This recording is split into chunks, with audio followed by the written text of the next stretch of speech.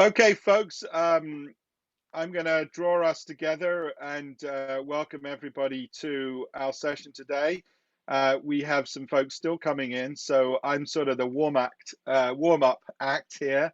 My name is Michael Diamond. I'm the Academic Director of the Integrated Marketing and Communications Department here at NYU School of Professional Studies in its Division of Programs in Business. And, one of the most important things for us is to constantly examine and think through and challenge our understanding and knowledge of marketing and PR and how it's applied as professionals, as students, as scholars, as teachers. And one of the most important drivers in the transformation of marketing and PR today is clearly globalization. Both consumers of media through social media and other platforms are very much global consumers influenced by global trends, but also the people shaping and developing and identifying those new trends come from all around the world. And with my colleagues Paul Lin and Bryce Whitman, who are currently teaching with our program in Shanghai, we felt a real urgency and need to have that dialogue and see what lessons we might learn from China in the transformation of marketing and PR. And we've invited a series of experts and entrepreneurs and thought leaders to share with us, their perspective. So it's in that context that I'm absolutely delighted to welcome Bessie Lee with us today. Bessie is a very distinguished advisor and observer, let's say, but also a participant in this world. She's the founder and CEO of a company called Withinlink, which is a China-based incubator.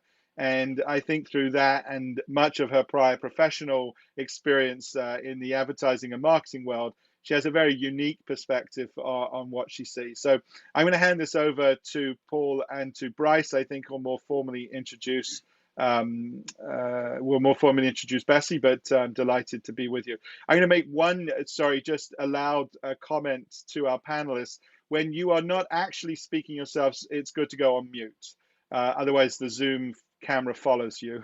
So for those of us not speaking, it's probably best to be on mute. And without further ado, please put questions in the Q&A for all those attending. At the bottom, there's a little Q&A panel.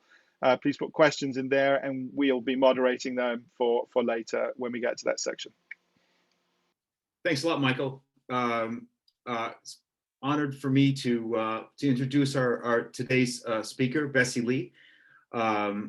She is the founder and CEO of Withinlink. It's a China-based startup incubator, an early-stage venture fund focused on marketing technology that supports China's media communications industry. With more than 30 years of experience in the media communications industry in Greater China, exclusively across a number of WPP companies, Ms. Lee draws upon an extensive network of thought leaders, as well as a team of C-suite media and marketing executives, investment professionals, and entrepreneurs to offer extensive experience in business management and networks to fund and mentor startups and to create winners. Prior to her own company, she was my boss and also the CEO of WPP China beginning in 2013, where she was responsible for 14,000 employees and more than $1 billion in annual revenue. Ms. Lee's also served as the CEO of Group M China. During her 7-year tenure, Group M's media billings in the country tripled, and Group M was named the #1 media holding group in China in terms of billings for 5 consecutive years, according to the RECMA. So without further ado, I will now turn it over to Bessie Lee, and our topic this morning is what drives China innovation. Bessie? Thank you very much, Bryce, and thank you, Michael and Paul, for having me live from a quarantine hotel in Shanghai. So don't judge me, by the curtain behind me. So yes, what drives China innovation? I believe China actually invented this hotel quarantine as well. So I'm sure a lot of you in the audience were thinking, oh, can China really innovate? Especially when you look at photos like this, replicate of iPhone, we got iPair, iOrange, iWhatever, got KLG, we got Michael alone with upside down, McDonald's logo or signs. We got Sunbox, we got Bimbos, I can't even pronounce that. We got Omega and Herwes, what have you, near London Bridge, and then win instead of Land Rover. So you're like, yeah, can China really innovate? However, don't forget also, I'm sure you have read about the WeChat, that very unique super app kind of ecosystem that they have built. That's one of its kind when they first did it in the world. Mobile payment originated in China. Now it's rolling out to the rest of the world as well. Xiaomi, don't see Xiaomi just another handset maker. Xiaomi, when they first started, Lei Jun started this open source crowd sourcing and crowd wisdom kind of open collaboration platform for their R&D. Now that system, that ecosystem, still as of today is unique in its own kind. Not just among handsets or home appliances manufacturer, but a lot of the business, all the business in the world. So that's Xiaomi. I'm sure you have heard about ByteDance, the parent company behind TikTok. Originally in China, it's an AI-backed platform, and they have more than just TikTok. They have many other apps, but all of them have this critical AI, engine and algorithm in the back, feeding information, feeding content, and also help curate and create content as well for influencers. Pinduoduo, I don't know how many of you understand this company. They're listed in NASDAQ, but they started or launched this, I would say, unique social e-commerce platform that I don't think you can see that, or you have seen that kind of model or platform anywhere else in the world. So you look at all these, we can innovate. But we didn't we can't innovate just like yesterday or 2 days ago or 2 weeks ago. We actually have gone through a journey to where we are today. And then through that journeys, I have concluded, based on my own observations, my study, and also my firsthand experience living and working in China for close to 20 years, there are, in my view, about 5 drives that, critical drive behind all the innovation that you're seeing today out of China. So drive number 1, we have had different generation innovators, and they innovate for completely different motivation and for different reasons. So if you look at China's economic development in the last roughly about 40 years after Deng Xiaoping opened the gates to the world. So we have 1978 to 85, where the country just recovered from Cultural Revolution and has started planned economy. And in mid-80s to mid-90s, that's the beginning of the first generation of private enterprises and also the startup, very exciting. So we're on the right direction to that, innovate. However, it was interrupted by a major political event, which I shall not name, but a lot of you probably know. And that major political event actually has pulled the country back for a few years, unfortunately. But luckily, mid to late 90s, the country has recovered from that major political event and has entered market economy. And that's the first decade. We also saw very exciting high GDP growth in the country. So there is demand more than supply, and there is business for everybody. And that actually, in my view, set up a very nice foundation for the innovation that came later. So later, in the last 15 years or so, that's the beginning of the China unique innovation. So if you look at those 40 years, we have had about 3 generations of innovators. The first generation,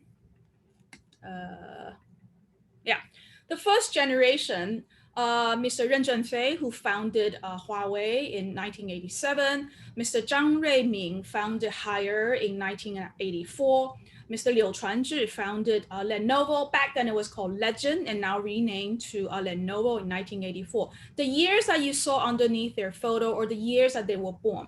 So these 3 sort of a landmark entrepreneurs were born when the country was at the end of the Second World War, and also when the country was going through civil war. So that's when they were born. But when they hit adulthood, that's when Deng Xiaoping opened the gate of China to the world. So they saw the beginning of a completely different, life changes to Chinese people. And then there will be demand by Chinese people for, like fundamentals like, home appliances, communication devices, laptop, that, to have a better life. And I think these three founders, especially these three, carry that sort of chips on their shoulder, that we know that the Western brands are going to come into China. We need to have our national brands there as well. So the three of them founded their companies. You can argue that the sort of fundamental basics, appliances, and everyday sort of necessities that Chinese people will want. And these three companies are still very much, very successful, very active as of today. But that generation of innovator had a very different, motivation, and almost like the mission of, of the Chinese people. Then came the second generation of entrepreneurial. Those are the Pony Ma of Tencent, Jack Ma of Alibaba, Robin Li of Baidu, and Lei Jun of Xiaomi. So if you can see that the years they were all born in the late 60s, early 70s. So when they hit adulthood, that's when, 1997 to 2005 era, this is the first generation that had proper exposure to what's happening in the West. I mean, Robin Li even went to the US to study for a couple of years. So they have the language ability, they have the, technology access, or, the digital access to see what's happening in the West. And they're convinced that there will be the same demand by Chinese people for the same kind of, technology platform. So you can argue that they in a way sort of, other than Lei Jun's Xiaomi, right? The three, when they first started their business, you can argue it's a copy of the West concept. So QQ is a copy of Instant Messenger, ICQ, and also Microsoft's Instant Messenger. Jack Ma's Alibaba Taobao is a copy of the eBay, and Robin Li's Baidu is a copy of Google. But what's interesting was they might have copied the original concept, but they then quickly evolved the business to something completely different to the concept that they originally copied. So if you look at WeChat today, when WeChat first started, it was like WhatsApp, but now WeChat today is an envy by WhatsApp, and I can say that, an envy by a lot of Western technology platform. It's like a super app, and Alibaba continues to introduce innovation, in the e-commerce forefront. Xiaomi's Lei Jun, like I said, that model still as of today is a unique model in its own. So that generation of young entrepreneurial at the time became such an aspiration for Chinese people, for the Chinese, especially the young generation. They believe that we can be as successful as these people if we find the right market gap, find the right opportunities, and there is always funding in China to fund brilliant ideas. So that first young generation gave Chinese young generation a lot of hope and a lot of aspiration. Then the latest generation of founder, that's Wang Xing, who founded Meituan. Meituan is arguably about like the Yelp of China, but it's more than Yelp. It's a combination of Yelp and Uber and many other things. Again, it's a super app. The gentleman in the middle is Huang Zhen, founder of Pinduoduo. And the gentleman on the right is Zhang Yiming, the founder of ByteDance. So they were all born in the late 70s or early 90s. And their companies were all founded. Meituan was founded in 2010. Pinduoduo was founded in 2015. ByteDance was founded in 2012. So this generation, not only they have seen even more about what's successful in the West, and then also their previous generation, like Pony, like Jack Ma, what they have done by introducing the West, but they also have observation of unique, Chinese consumers' needs and wants. They saw the gap in the market that most Western technology companies either haven't spotted the gap in the market, or they're not willing to just come up with product and services or platform just tailored to Chinese consumers' needs and wants. So they saw the gap and they came up with some, their platform that's unique. And that's the first of its kind in the world. So those three generations, I would say, quite representative of what China has gone through in terms of that innovation journey. And you can clearly see that the three generations had very different motivation behind their innovation. Drive number two, believe it or not, the infrastructure investment and upgrade has a major role to play when it comes to accelerating China, or driving or accelerating China's innovation. So when we talk about infrastructure in China, you have to first talk about the railway system. So the railway system, if we look at some of the figures, at the end of last year, we have 146,000 kilometers of railway distance. That's the number one, in the world. 26% of those are high-speed rail.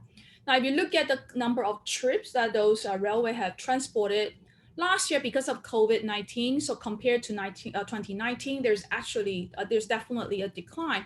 But if you just look at those numbers, that's still a lot of trips to transport. And then when the government, this is to the credit to the central government, when they put in the railway system, it's not just, okay, we put the railways together and just connecting all the dots. What they want to do is we want to connect cities a lot faster and a lot more efficient.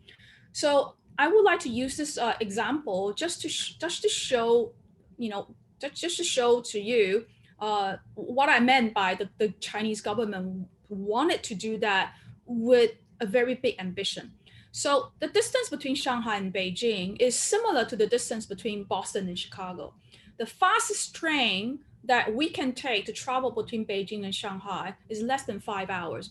But the fastest train that you guys can travel in the US between Boston and Chicago will take almost a day.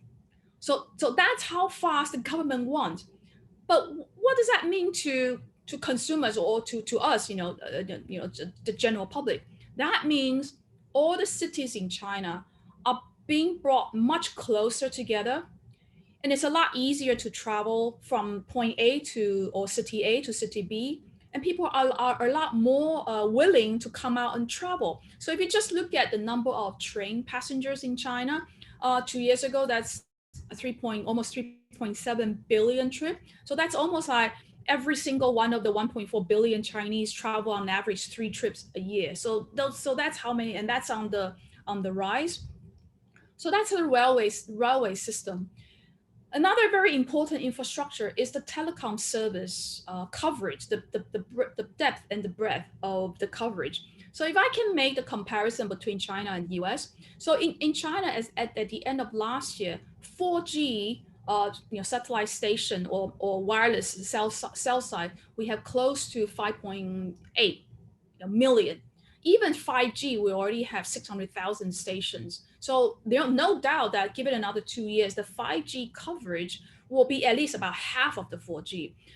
But if the number I searched online was correct for the United States, at the end of 2 years ago is about 400,000. Even if we double it for last year, we were still talking about less than 1 million wireless cell sites in the US. So that coverage, the wide and the deep coverage of the wireless system, of course, encourage people more people to subscribers and mobile subscribers. So we're 1.7 billion subscribers. So everyone has got at least one phone, and some of us got 2 or 3 phones.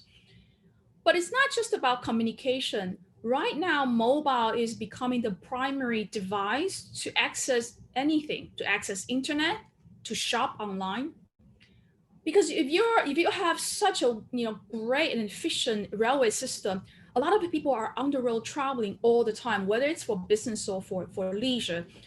And mobile device becomes that device that you rely on to stay connected with pretty much everything, right? Stay connected with your family, with your business, with your friends on social media, and many things. So that two infrastructure made a great difference.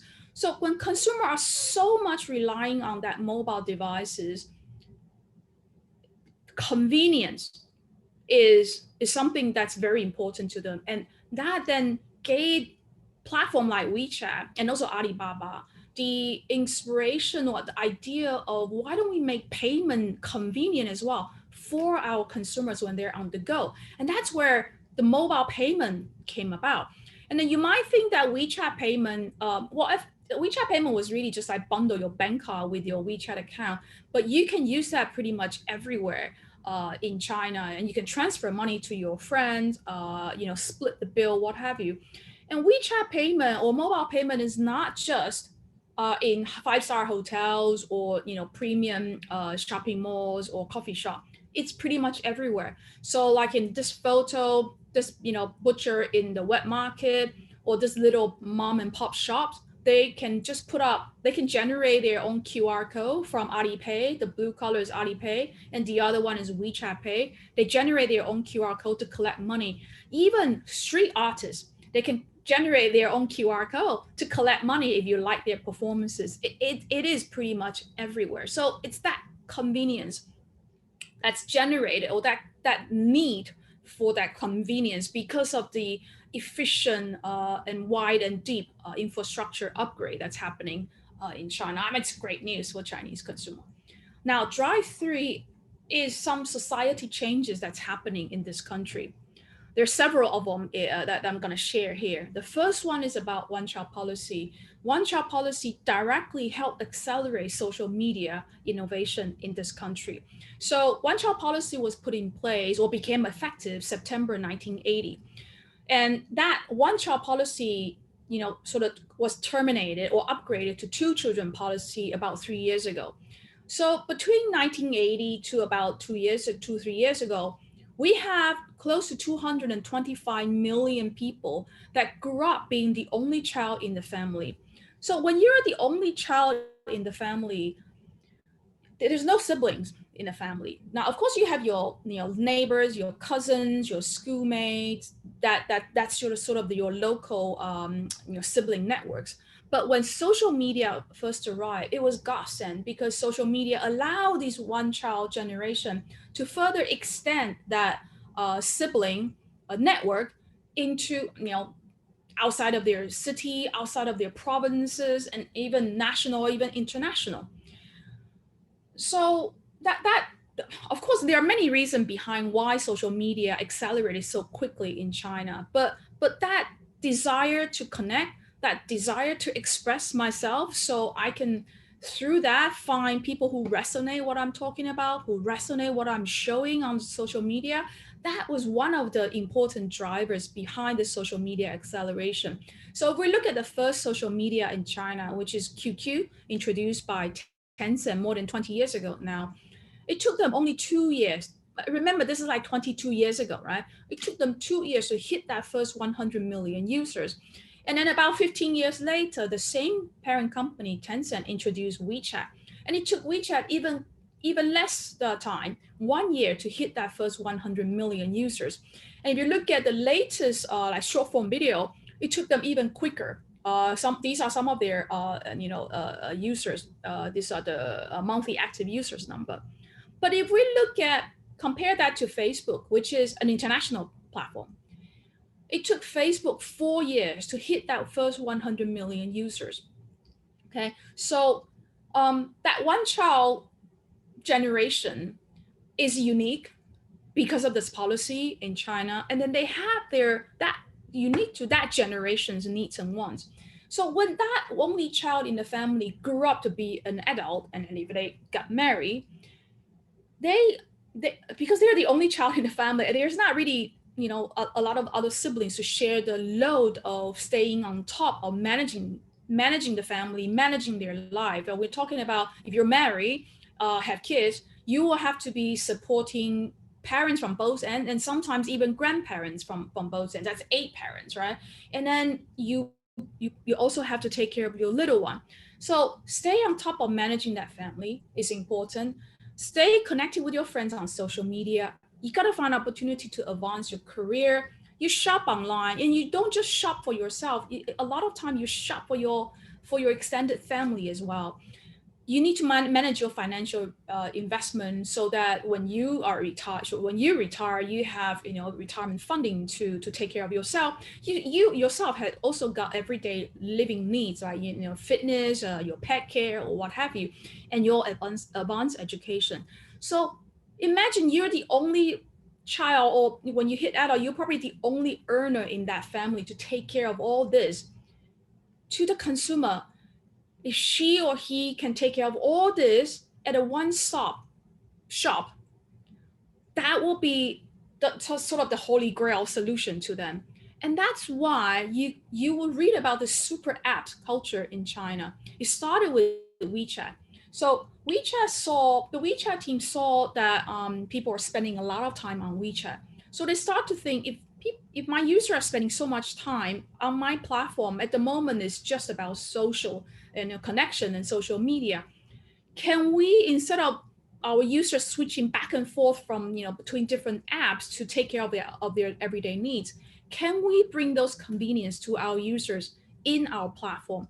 And that's why WeChat started with payment, bundle your bank card, and then we can call taxi, we can call food delivery, we can manage our financial investment, we can get online for classes, we can communicate with the kids' teacher, so on and so forth.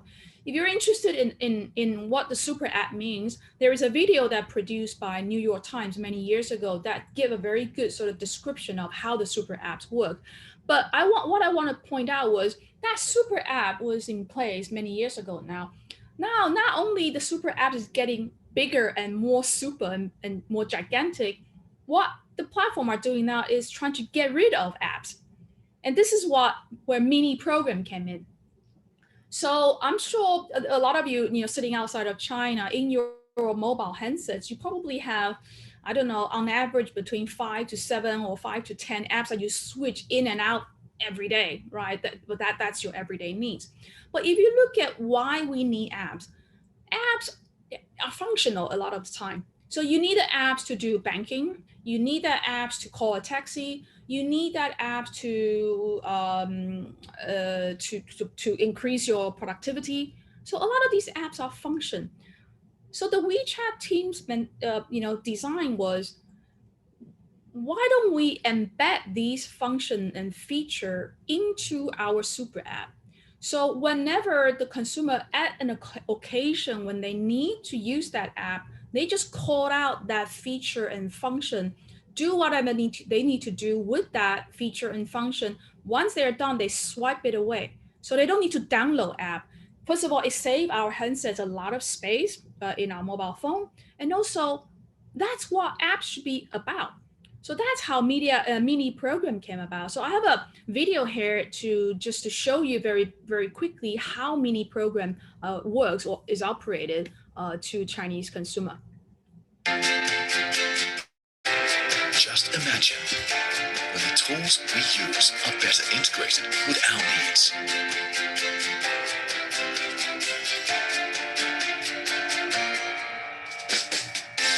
And will only appear when needed.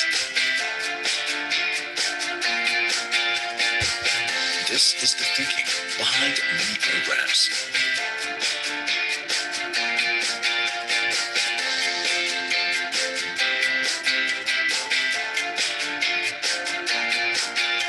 It's a way of simplifying by reducing tools to their essentials and make them lighter and more direct in serving their purpose.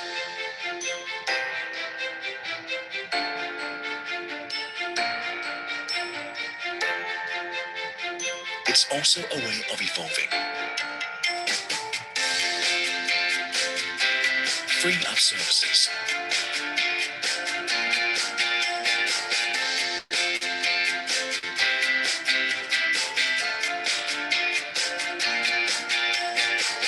to satisfy the user's needs instantly. With this change, it will inspire us to imagine even more, to view time and space with new dimensions,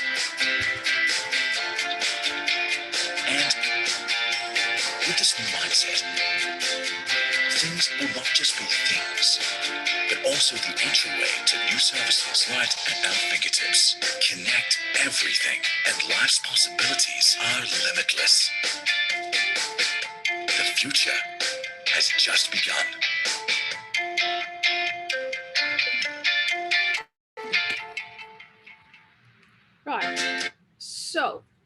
app stores very soon are probably going to extinct in China if this trend continues. I think Apple Store and Apple's app stores and Android's app store are probably quite nervous about this mini programs development.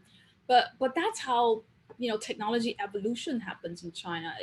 They spotted the needs and wants by the consumer, and they're happy to tailor their product and services to that need.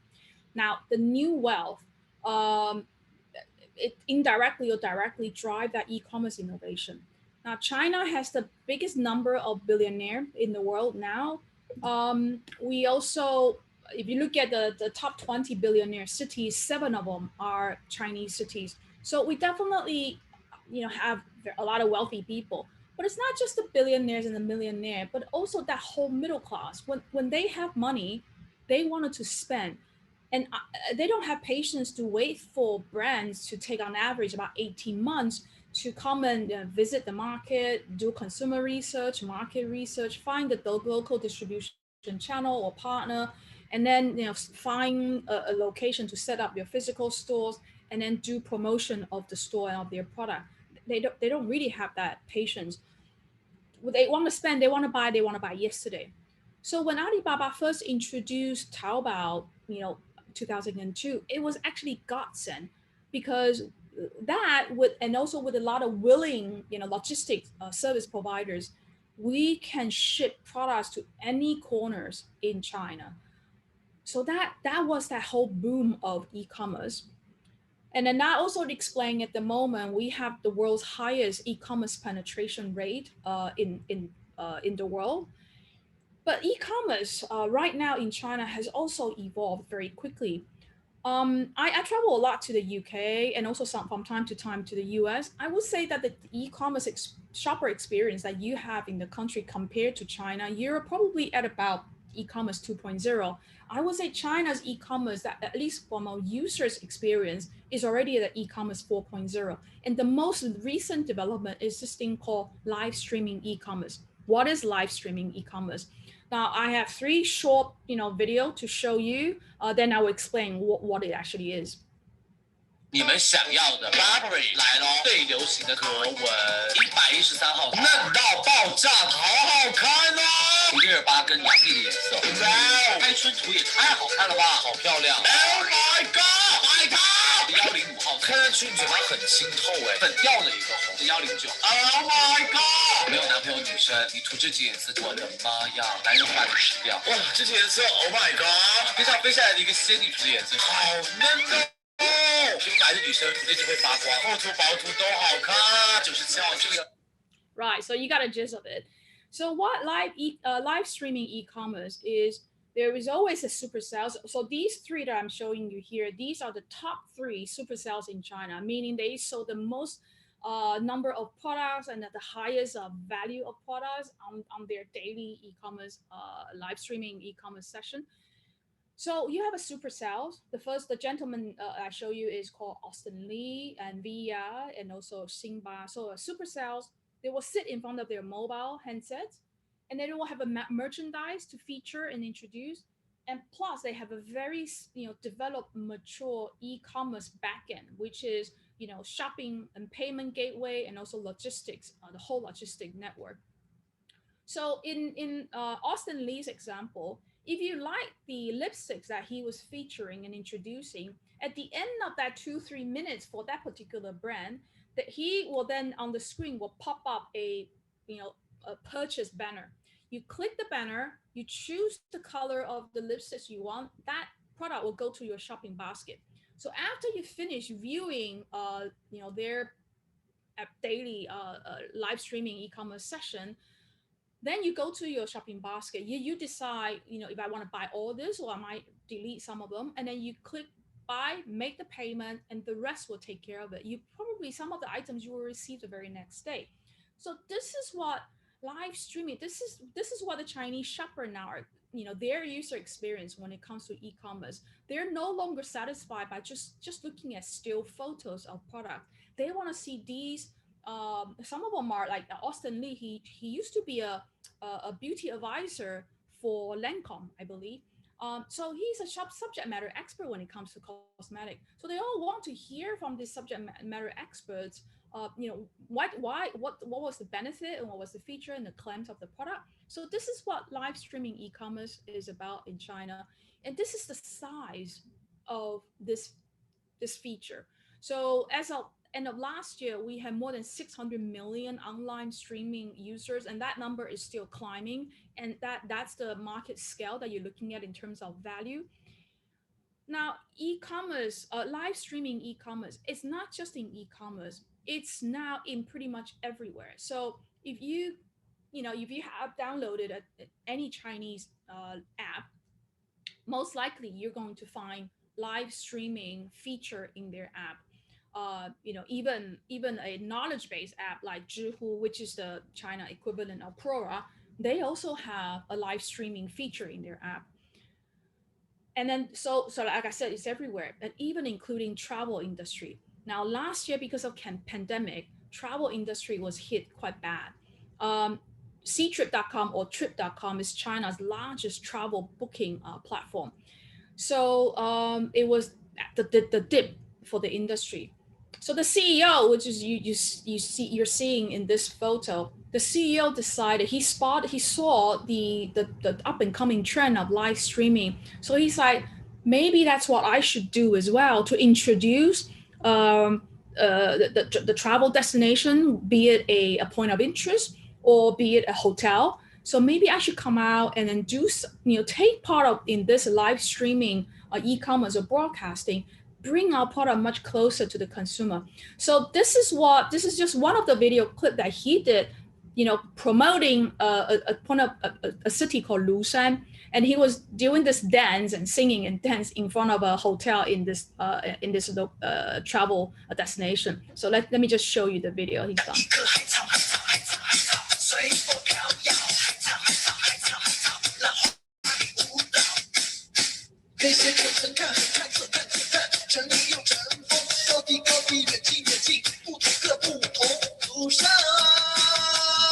是真面目，只缘身在此山中。路上，不是真面目，你就别都写成。 So this is the CEO of Trip.com. So I think a lot of times CEOs in China are working very hard, or harder at least, than their Western counterparts. But this act of him, this decision of him, actually has created such a talk of town in China, and people are actually signing up to Trip.com to just watch his live streaming. And he single-handedly basically rescued his company out of the dip. So the user experience of e-commerce has evolved so quickly in China. Then you might think that, okay, that's pretty much every Chinese are shopping, so they're probably at the ceiling already. There's no new shopper. You're actually wrong. The sheer size of this population and the massiveness of this country, there's always gaps somewhere that the big players have either not spotted or neglected or don't take seriously. So the new wealth from empty nester, which is the 50 plus, the senior citizens, or the lower tier cities, apparently are the gap that big players like Alibaba or JD.com didn't spot and presented an enormous opportunity. Now, Pinduoduo, the company that founded by Huang Zhen in 2015, he saw the opportunity. He saw that there are actually, like his parents or his grandparents, they're actually spending a lot of time on WeChat, because WeChat now is a national platform that people hang out.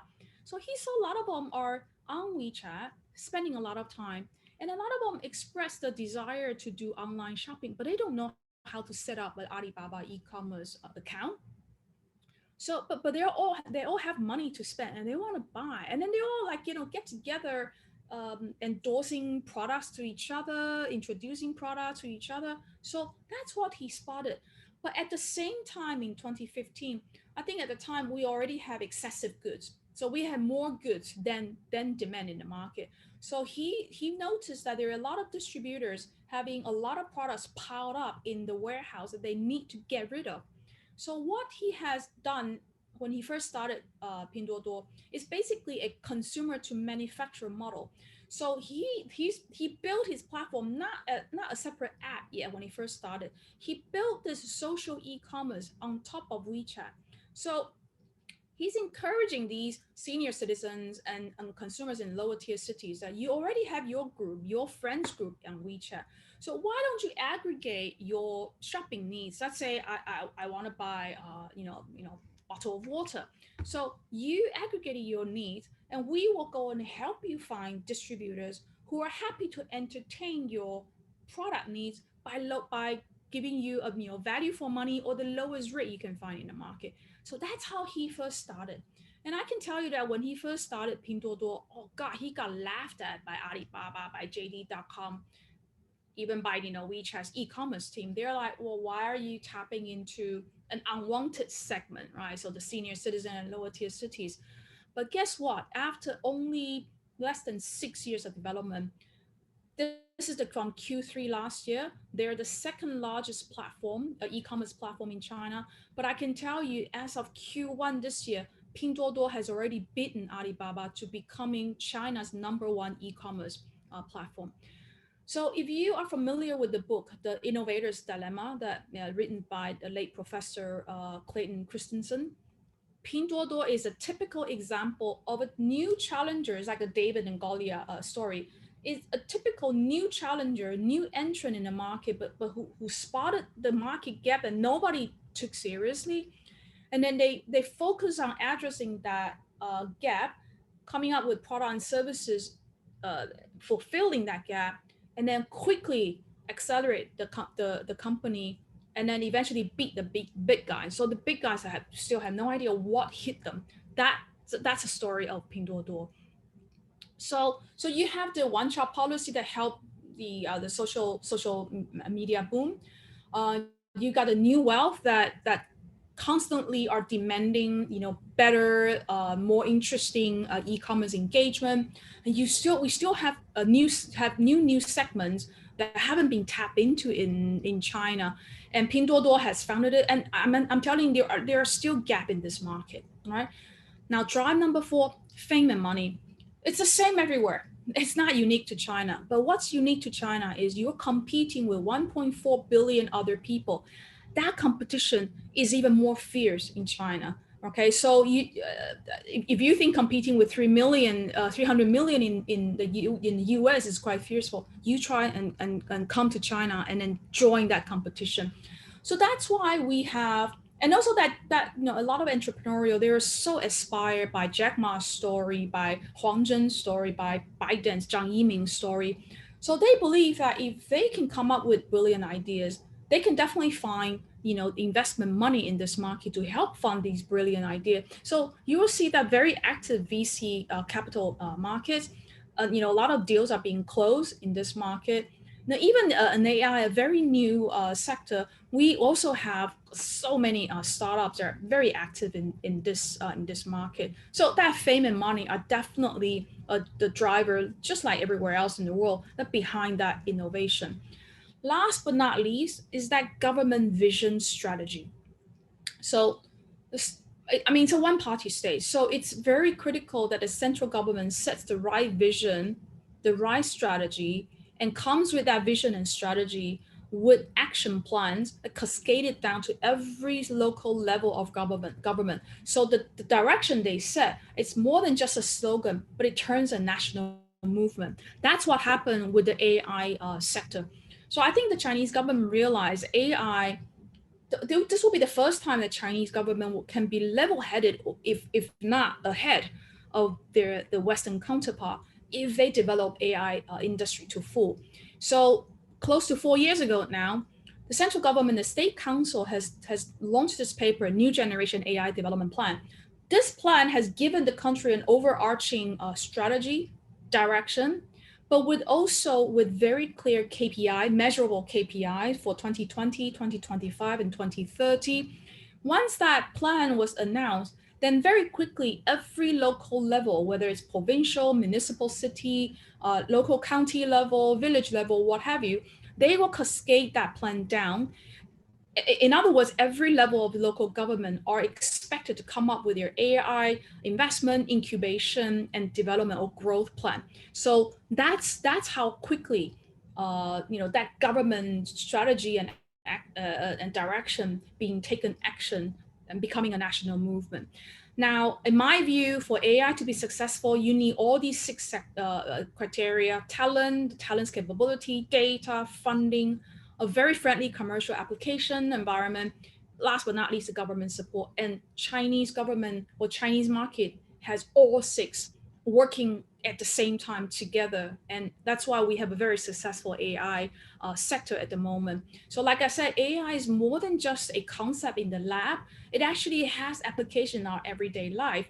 And the Chinese consumers are very open-minded. They don't mind whether you're only 60, 70% ready. They might tell you off when you introduce or put a product in front of them. But at least they're happy to give you their feedback. And then what you do is you quickly capture those feedback and you quickly improve, upgrade your products. Eventually, you deliver that consumer promise. So I'm going to show you a video to just to let you know that AI or robots is in our everyday life now. So this video is a supermarket plus restaurant retail store that Alibaba owned and operated. So this is to show you how they use robots and AI in the restaurant and supermarket management and operation.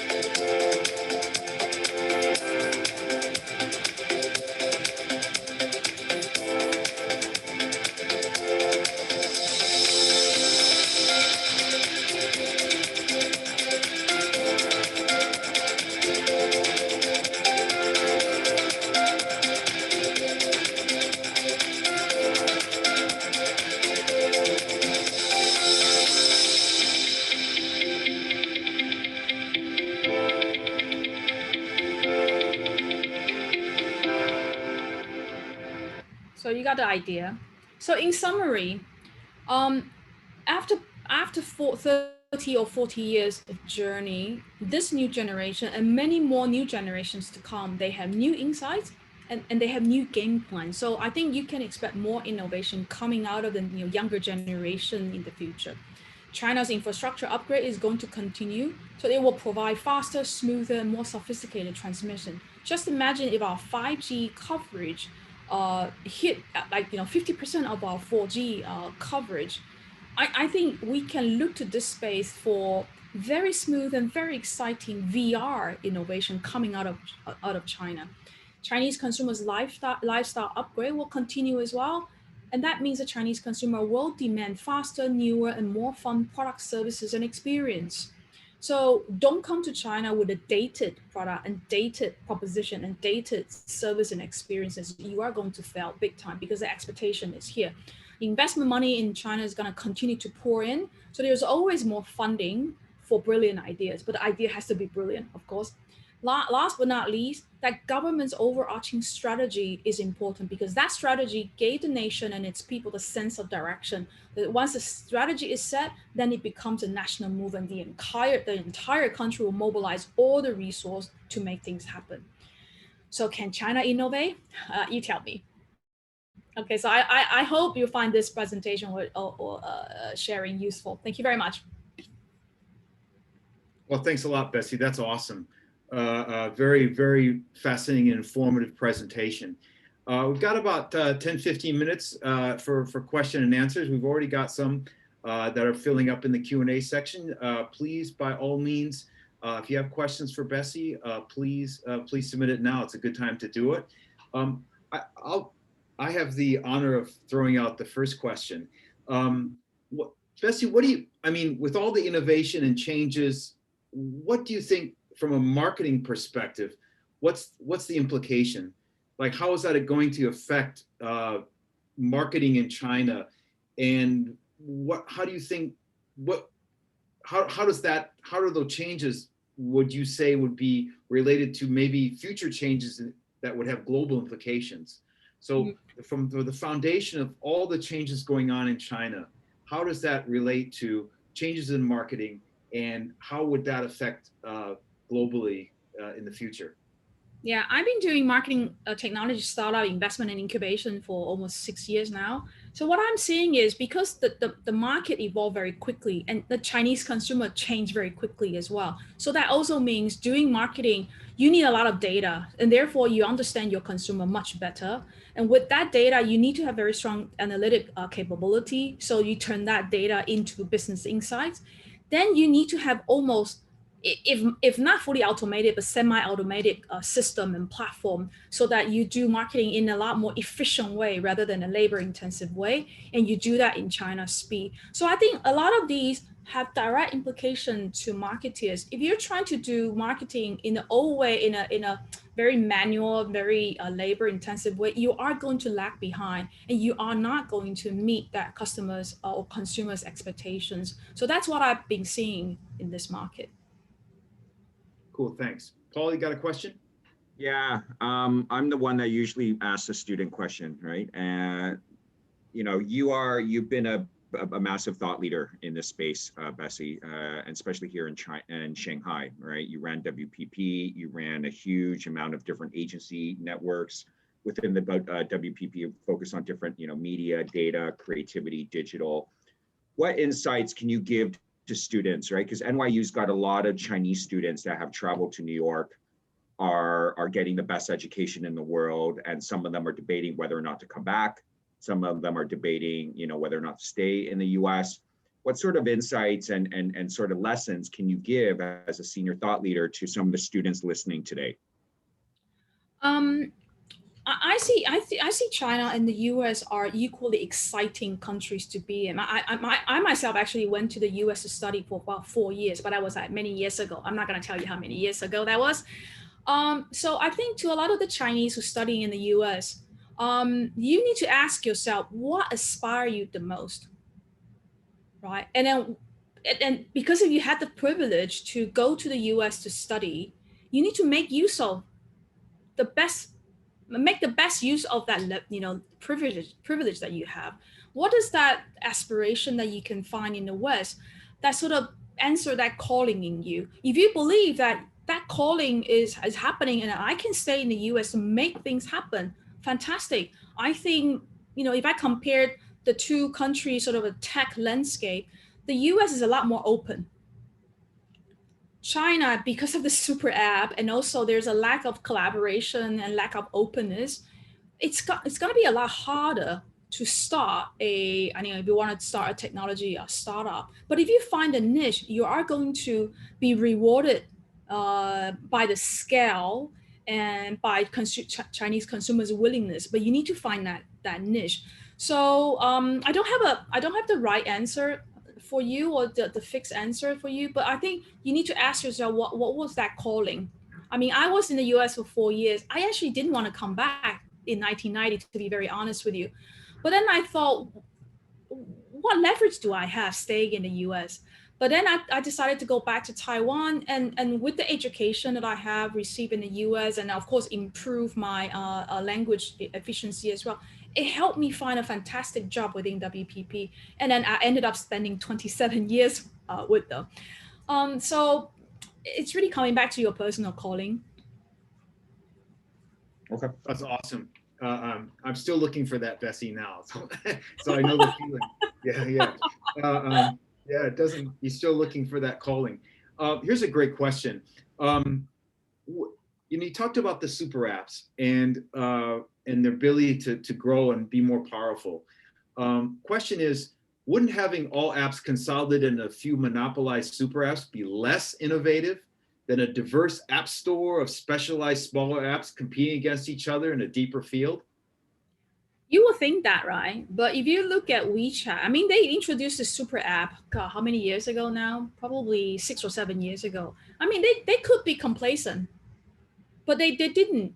And believe me when I tell you that the competition between all these big platforms are really fierceful. And they're probably even worse than the competition between Facebook and Google, because they all want to have their own sort of integrated full ecosystem war garden. It's not just Facebook is only social, Google is search. It's not that clear cut kind of a game plan in China. So I think it's that competition that keep them alert, keep them sort of on their toe, and then they wanted to continue to be seen, at least by the consumer, to be innovative. And I know a lot of people say, well, Western companies are not allowed to operate in China. That's why the Chinese platforms are protected. You can say that, but the thing is, they can be complacent. But I can tell you, I mean, Bryce, you've been into this market probably longer than I have. What you're seeing is there's no complacency at all, because they know if you're complacent, very soon you're going to be abandoned by the consumers because you're going to be lag behind. So Yeah. That's what I'm saying. Yeah, no, and think about the graveyard of past apps, Ren, Kaixin Wang, all these apps in the past that didn't last. Paul, do you have a question? Yeah, this question by Joanne is just awesome, and I'm gonna just read it. It's very short. How does innovation intersect with creativity in China? Okay, and what would you consider China? Would you consider China be creative? And I love this question because, and you kind of touch upon this, right? This element of, right, people say cut and paste, copy paste, right? China is, I think the innovation in China, a lot of it is on the back end, right? So supply chain, logistics, that has then allowed the front end to innovate at a pace that, is just unremarkable. Okay, but I think, let me just go back to the essence of the question around innovation and the intersection of creativity, and just get your thoughts on that from a China perspective. Well, when I was at WPP, you can argue it's an industry about creativity, and now I'm in the forefront of incubating a marketing technology startup. I saw, not at the moment, I saw the line between innovation and creativity very blurry at the moment. That innovation, a lot of these innovation product and feature that these platforms introduce, they cannot be successful without creativity in it. Just look at it. Some of you, if you know Chinese, just go onto Taobao's e-commerce website. For I don't know, maybe more than 20 million stores are listed on that website. You need to be creative to stand out. And Chinese consumers, they have a very short attention span and also very short loyalty. So if you're not seen as creative, meaning that you're not close to what they want, and then your product and services are not creative enough to meet that demand, they are going to walk away. They have no time and patience to wait for you. So I would say that innovation and creativity are actually merging into one today. There is always that art and science. I mean, look at ByteDance. That whole company is a very good balance between art and science. So I think what I'm seeing now is this in the past, I don't know, 100 years, the education of art and science are two parallel lines. But what I'm seeing in a lot of the new big companies like ByteDance, these two lines are merging together, and then they're being very creative and innovative, and also embracing technology. So that's what I'm seeing. Okay, Bryce, I'm gonna just take this because it's a subset of another question that Lori's asking here. Okay, do you think that this innovation that you talk about is being recognized globally, right? Because when people talk about Chinese innovation, they compare it to Western innovation, right? There's always around this thing around, Apple sort of innovated in the smartphone category. Okay, China has great smartphones. 4 out of the 5, actually 3 out of the 5 global, leaders in market share of smartphones are Chinese. Okay, but sometimes people always use the analogy of incremental innovation or incremental change versus a revolution, which is kind of where, you know, people use the Apple example very much, right? Can you talk a little bit about just, or do you think China, do you think Westerners, I think, you know, locally Chinese are seeing that, but do you think it's still being recognized in New York, in London, in sort of the power centers globally around the world? Simple answer is no. Okay. No, because again, if you're not here, like Paul and Bryce and me, the three of us living and breathing and working here, you don't actually get to see those, you know, innovation in action. So if you're just sitting outside of China, coming here once or twice a year and do a submersive trip, you're not going to get the essence of it. So no, I don't think they're being recognized. But it's not only, you know, you can't just blame sort of the Western journalists not knowing. In a way, I wish that these Chinese companies will be more willing to go out and talk about their innovation. Maybe because they're so focused on, you know, becoming successful, and then like I said, the local competition is so fierceful. So they're on, you know, they're very alert and on their toe all the time to fend off the competition. So they don't see promoting themselves, telling their stories, an important job to do. Like Xiaomi, I wish Lei Jun will have the English to go out and talk about Xiaomi's model. It's unique. He may not have the language, but he's, you know, the next layer down, they have English, but they just don't have that habit to wanting to go out and tell their story. So I think it's because the West don't really understand enough the essence of the innovation going on here on the ground. And here the innovators have never been actually taught the importance of storytelling. So it's, you got those. So no, I don't think they're properly recognized. And that's why I think started 2015, I decided whenever I got opportunity to go out of China to speak in a forum, I started talking about innovation in China. And I remember back then, any forum, they welcome me, but they don't want to put my subject in the main forum. Because they're like, well, China innovation, I don't think China can innovate, but we want a China element. So they put me to the fringe forum. But only took about a couple of years. I started to notice that that subject got brought to the main forum. So that's how people's minds or perception of China innovation has changed, which I'm glad to see. That's really fascinating. I think, do you see that the innovation that's happening in China will eventually be able to coexist with the Western markets? I mean, one thing you mentioned about Lei Jun's language, or are we looking at a future, and not necessarily a negative one? We're seeing this with TikTok now and the growth of TikTok. Do we see that perhaps all, you know, eventually all our students will be working or learning about Chinese platforms regardless of where they live, because that the innovation, or is there a potential bridge?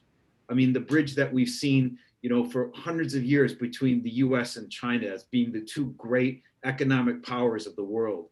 Do you see this? Do you see this them coming together at some point, or do you expect that the dominance of the Chinese platforms will permeate outside of the borders?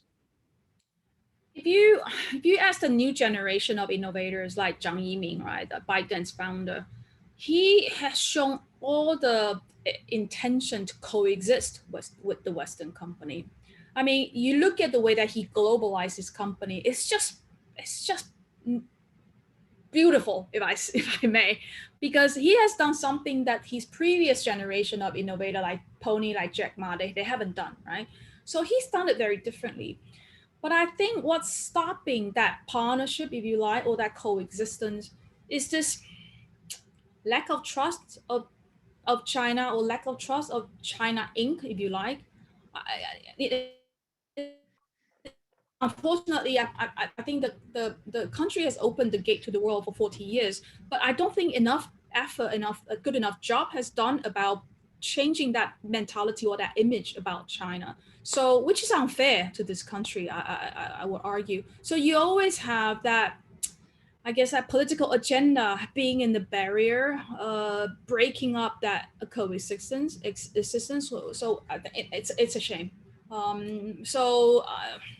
Unless the two countries can find a new way of reestablishing that partnership. Otherwise, it's always going to be a very, very tricky situation. Well, thanks a lot. Michael, do you have any questions? Pass it over to you. No, I've been absolutely fascinated by the dialogue, Bessie, and the insights. And I think that the one question I might have, maybe I'll ask, let's check ourselves on time. I'm going to ask just a question on behalf of students, I think, more around careers and their future. And the way I formulated the question to most of our speakers is, when you meet young emerging professionals coming out of programs like ours, or just joining companies you've led and managed, what do you say? I wish the universities were teaching X, Y, and Z. Yeah. So what are or Z, as I should probably say, given my British roots, X, Y, and Z. What are